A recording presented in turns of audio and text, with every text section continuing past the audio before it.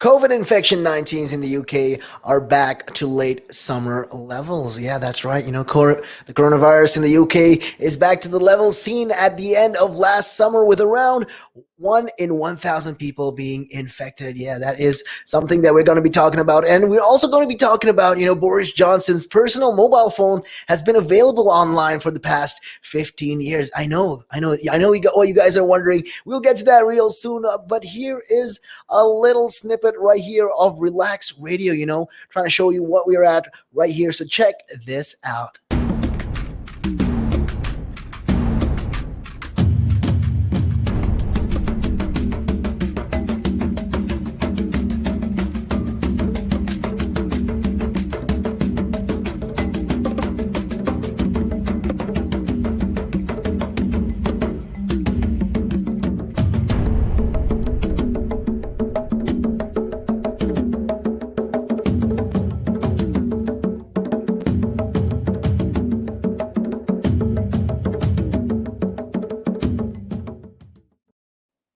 That's right. You can always check us out on our website, www.relaxradio.net. And also don't forget, we are on social media. You can follow us on Facebook and Instagram, and you can check us out on Twitter as well, giving you the latest tweets, latest updates with what is going on right now across the UK. And yeah, that's right, and also don't forget to download our app from the Apple App Store or the Google Play Store. It is the Relax Radio app.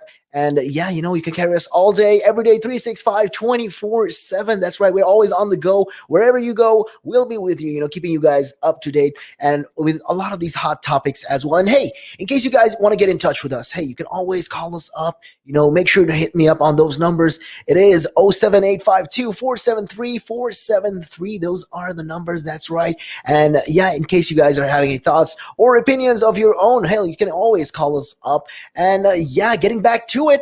Well, Boris Johnson's, like I said, his phone has been available online for the past 15 years. It's been freely available, and it was recently revealed, it was published in a think tank, that press release. It was back in 2006, and it was never really deleted. So there was this think tank back in 2006, and he had a number, his mobile number on that, and he never really quite deleted it. And it appears to be the one the PM still uses 15 years later. Yeah, that is still, it's crazy, just to see, how people are not really quite, how do I say this? They're very adamant when it comes to change. They don't really want to change, I guess. So it's just one of the, the little quirks. But the Labour leader, Sir Keir Starmer, said it was a serious situation that carries a very high security risk. So this is just goes to show, these are the reasons why this is going to cause a situation and why it is so serious right now. Is one thing is the information in Boris Johnson's phone, the Prime Minister's phone. Okay, he's one of the most powerful people around the world, and if his phone is tapped into, there's a lot, that can be stake. National interest is at stake right there. So, but Chancellor Rishi Sunak said that as far as he was aware, all security protocols had been followed. So yeah, it appears that the number has been switched off, but Downing Street still has not confirmed if the number will now be changed. And yeah, the questions have been rising, recent weeks over there. Who has access to the minister's personal phone numbers, and in a wider row about lobbying and influence. Yeah, there is a lot of this lobbying issues going on, especially with the whole Green Seal Capital situation, as well as, a lot of these lobbying situation. And one of the things is, Boris Johnson, trying to renovate his apartment and where that money is coming from. These are just some of the things, that is going on. And well, the Prime Minister had reportedly been advised by senior officials to change his number, but this has been denied by Downing Street last week. Sir Keir said a lot of people will be concerned, but not just about who has got the number, but also who has been using it. That is, the question right there. Well, that is, brings a lot of questions to mind. And what has come out of it, in the last couple of weeks is about privileged access, information that not the general public generally gets to know. So those who can WhatsApp the Prime Minister for favors, and this all is further evidence that there is one rule for them and another rule for everybody else. That is right, and yeah, that's just, it just goes to show, the conversation, the way it's going and the way it is taking a turn.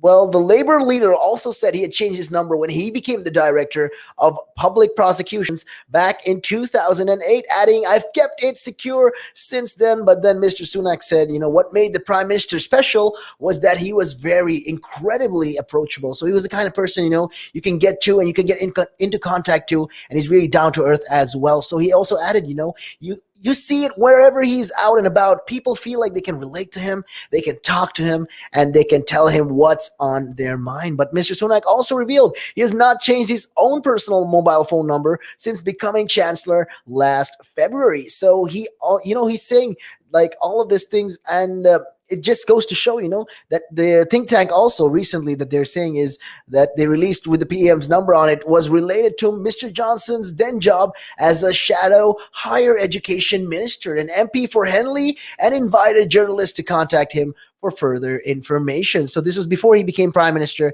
And 2 years later, he successfully stood to become mayor of London. So yeah, that is, that just shows the timeline. Before he became a very influential power, he was in this position, and he was still using that same phone until now. I mean, that is crazy stuff right there. It just goes to show people don't change that easy. Well, the former national security advisor, Lord Ricketts, warned hostile states with sophisticated cyber capabilities or criminal gangs could now have access to Mr. Johnson's digits. So yes, these numbers are on the line.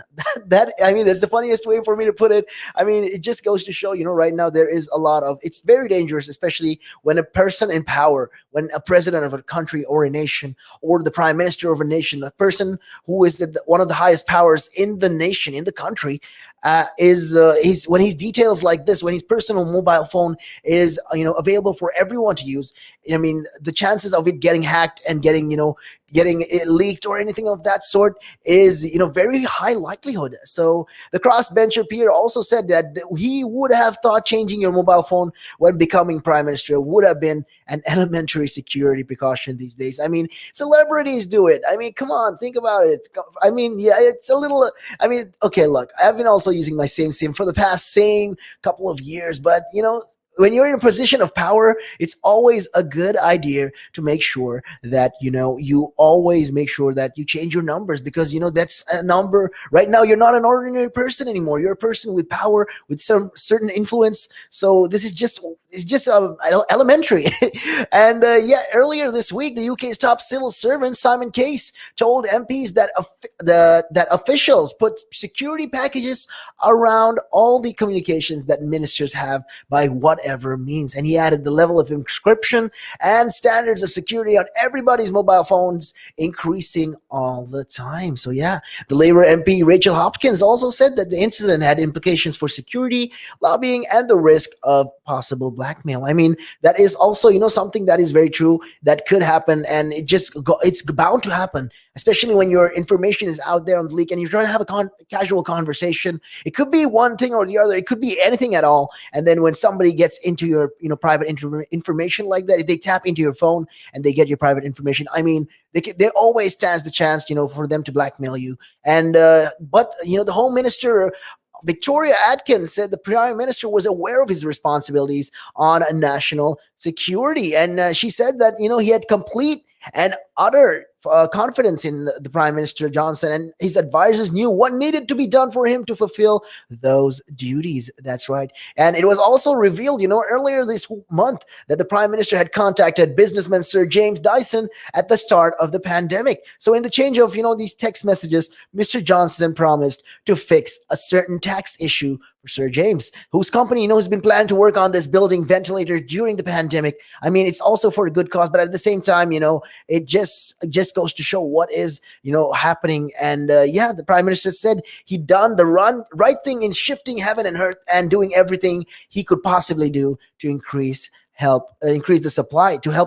So in response, to the urgent call for help at the start of the pandemic, Sir James also wanted to be clear about complying with rules and protecting the business from any extra costs or liabilities. I mean, a Labour leader, also Sir Keir Starmer, said it was wrong that people who've got the Prime Minister's number can access him and ask about tax breaks. I mean, this is just crazy. Like, not everyone should. I mean, at the same time, he says all these things, but you gotta be smart about when it comes to matters like this. I mean, it's just logical for you to be a little bit more tactful.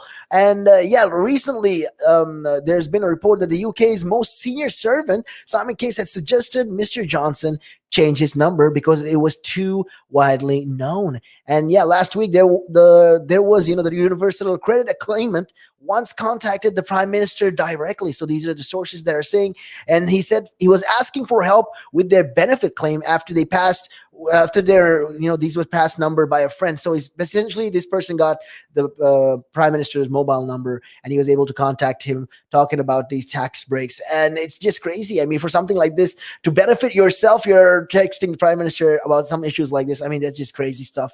And ministers, are issued with these official mobile phones, when they get the job in the government, but they're allowed to keep their own personal devices as well. So, I think it's time to think about it. Like, is it safe even for these ministers and these official, government officials to be having their own mobile phones as well? It is risky. It's a risky situation, especially when somebody knows what your number is, and there's the possibility of getting, tapped in, or your information getting leaked out is very, very likely. So that's just some stuff right there. And yeah, that's just going on, especially with all this, the roadmap situation going on, and the recent leak about the roadmap. So this is just another reason, like, even with the restrictions last autumn, it was just something, that could possibly be linked to this whole situation of, the mobile phone. So speaking of this whole situation, the pandemic lockdown situation, COVID-19 infections in UK are back to late summer levels. Oh no, that's not good news. In case you guys are wondering, the coronavirus infections in the UK are back to levels seen at the end of last summer, with around 1 in 1,000 people infected. And this is all of these data is suggested by the ONS. And yeah, in the week of 24th of April, infections fell in about all four nations of the UK and were less 20 times essentially lower than in January. So when it comes to a new UK study, they found out a very small number of people have been admitted to hospitals with COVID several weeks after having one vaccine. So more than half of the UK population has now received a first vaccine jab. So the whole point is, okay, people can argue and say, oh, the vaccine is not really working. I mean, people had the first dose and they're already getting affected. And what's the point of this whole vaccine? Well, just to let you know, it's not, like I said, it's not 100% these vaccines. You got to get the second dose as well. Once you get the second dose and you get the booster shot, you're definitely going to be protecting yourself completely. I mean, look, a bulletproof armor is not going to be bulletproof all the time. There's always the chance of you getting injured. So it's the same thing with the vaccine. You got to think about it in that kind of point of view. It's not a 100% thing. Although the cure, there's still the likelihood of you getting the infection, even if you are vaccinated or not. So there's been an analysis that showed about 22 million people are now living in areas where there were no COVID deaths in April. So yeah, the Office for National Statistics, they made a survey. So this, which is a test, that selects a random number of people in the community and estimates that about 66,000 people in the UK would have been tested positive for coronavirus in April. So yeah, that is something. And this is down, from the previous week's estimate, and way down on the figure of the 1.25 million infected at the peak of the second wave in January. So yeah, the ONS estimates that in the week to 24th of April in England, the cases were 1 in 1,000 were infected, compared to 1 in 610 the previous week. So yeah, in Wales also, there's been all of these things going on in Wales. Well, 1 in 1,570 were infected, compared to 1 in 840. In Northern Ireland, it was 1 in 900, compared to 1 in 600 last week. And in Scotland, 1 in 640, compared to 1 in 560 the week before. So yeah, for England, it is the lowest figures since the week to 5th of September, when the estimate stood at about 1 in 1,400, while in Wales it was the lowest since 10th of September. It just goes to show, what is going on right now. And yeah, Professor Paul Hunter, the professor in medicine from the University of East Anglia, said that the ONS figures confirmed the decline in daily cases across the UK,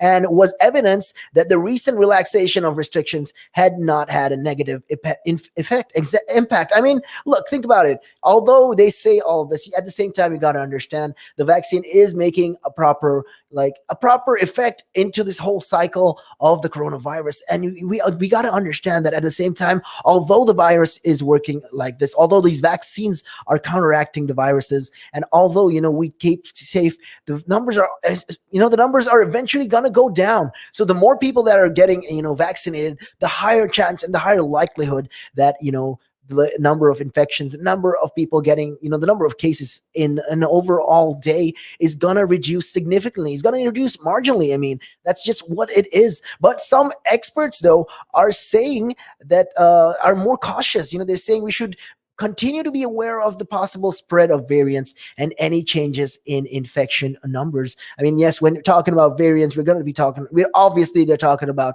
the virus right now, the variant in India that is spreading, and there's a big, massive surge, and a lot of people are dying and requiring oxygen. There's been a real decline in oxygen right now there, and they are needing it all the more, and with ventilators and all of that. So just goes to show that even if the numbers are dropping, we still need to be more careful. We still need to play our part and our role in all of this. And with that being said, though, it's about the time for me to take a little short break, and we'll be right back after this. And taking a look at your time right now, it is 5:26. A good evening.